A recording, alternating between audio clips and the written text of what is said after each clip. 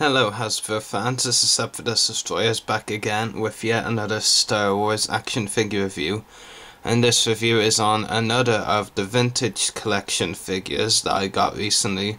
It is my first review on any of the realistic versions of a Clone Wars character, realistic figure versions that is, and this is Ahsoka Tano, his Season 3 outfit in realistic style.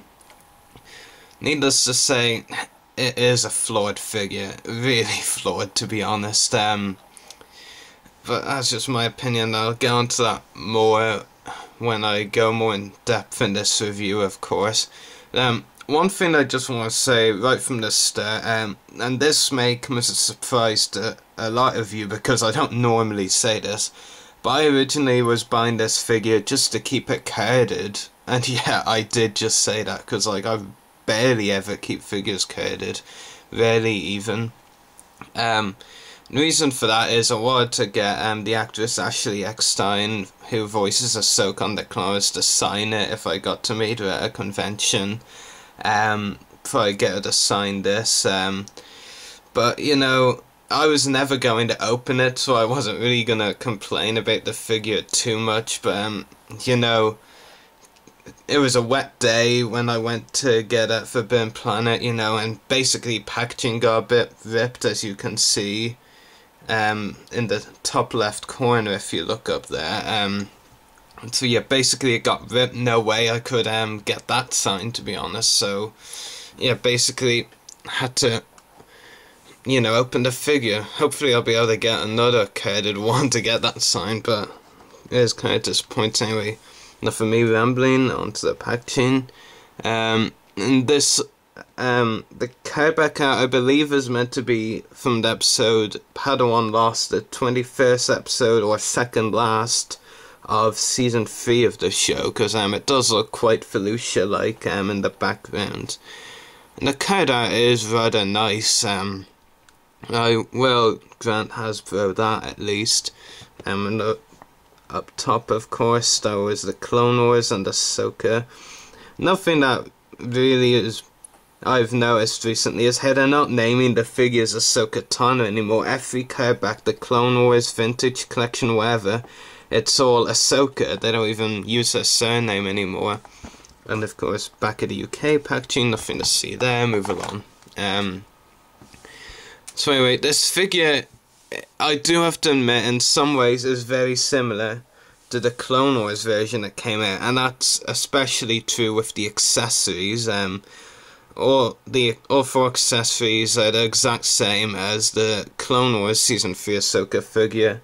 You get her long lightsaber hilt without the blade, the short version, which you can see here, her Shoto lightsaber, the shorter one, and her usual long lightsaber that she's always had ever since she appeared. So yeah, basically nothing really different in the accessory terms. They do look a bit different detail wise, but you know, it's basically same accessories, just different looks, basically, I guess you could say. So I'll actually just get rid of the accessories now and focus more on other aspects of this figure.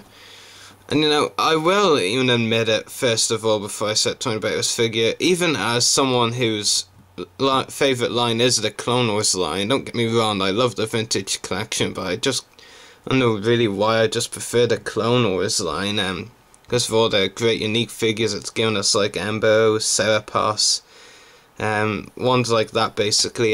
Serapos is still one I need to get, actually, but you know, I don't often say it, to be honest, but in this case it's a Vintage Collection figure I think is far worse than it's the Clone Wars version, and that's being honest with you, because I think this figure is just pretty weak, to be honest, and it just adds the reason why I'd rather have kept this carded, really. You know, I'll just talk about the face sculpt first and zoom in on it.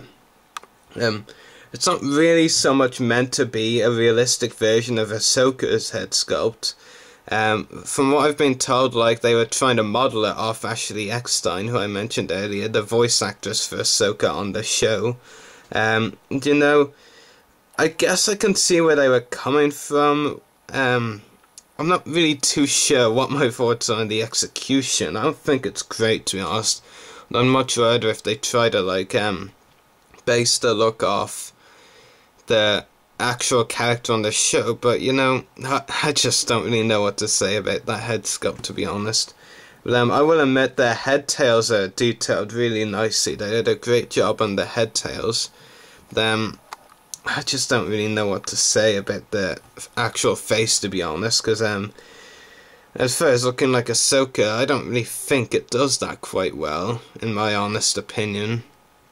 And, you know, I will admit, seeing as I don't want to try and sound too negative about the figure, I will grant you one thing.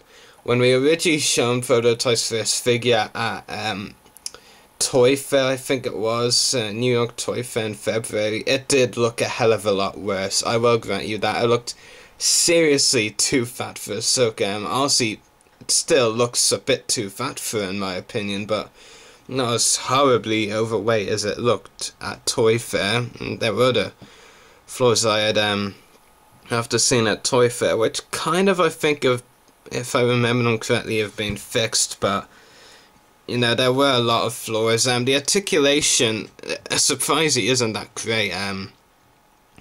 It does have ankles, I'll just put that there now, that's really arsey, and I really am being arsed here. The inclusion of ankle articulation is the only way this figure is really any better than the Clone Wars version, which of course lacks ankles.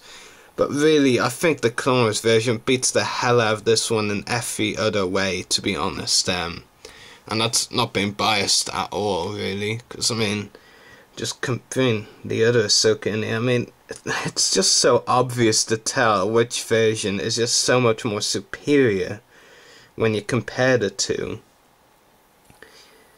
I mean, never mind the fact that this one here, the Clone Wars version, is missing ankles. Never mind that, because that's really insignificant. Because, like, basically this figure just doesn't look great at all, and really detail beats articulation any day. Anyway, the articulation on this figure includes a ball-jointed head, ball-hinged shoulders, ball-hinged elbows, swivel forearms, swivel waist, swivel hips, ball-hinged knees, and ball-hinged ankles. So there are those ankles that I mentioned. Detail-wise as well, they did incorporate most of the details in, or at least most of the minor ones. The head sculpt is a more major one, and I don't think it's great. Got all that details on the arms. Basically, you've got the torso part and the back of the figure. And the legs as well, very nicely detailed. There is something I just want to say about this figure right now that I'm just refusing to say it. It's not like a curse word or anything, of course. I try not to use extremely rude curse words in my reviews. And isn't a curse word, but I'll just say it. Her boobs look way too big. That's what I was trying to avoid saying. But seriously, they just look way too huge. Seriously, I'm just grabbing in the other Ahsoka figure again. I mean, just move that arm down a moment. I mean, just compare them, seriously. Oh god, I'm just gonna end up in a fit of laughter by the end of this review, so I might as well get it over with now. But seriously, it's just terrible, just bad. Those would probably be my two main gripes with this figure, to be honest. But you know, aside from those two, like, kind of major details, the more minor detail things are done well. But you know, I just think the head sculpt isn't that great, and honestly, you know, Hasbro ahead of this release said this would serve as a replacement for the other Ahsoka Tano figure, which I've put aside over there.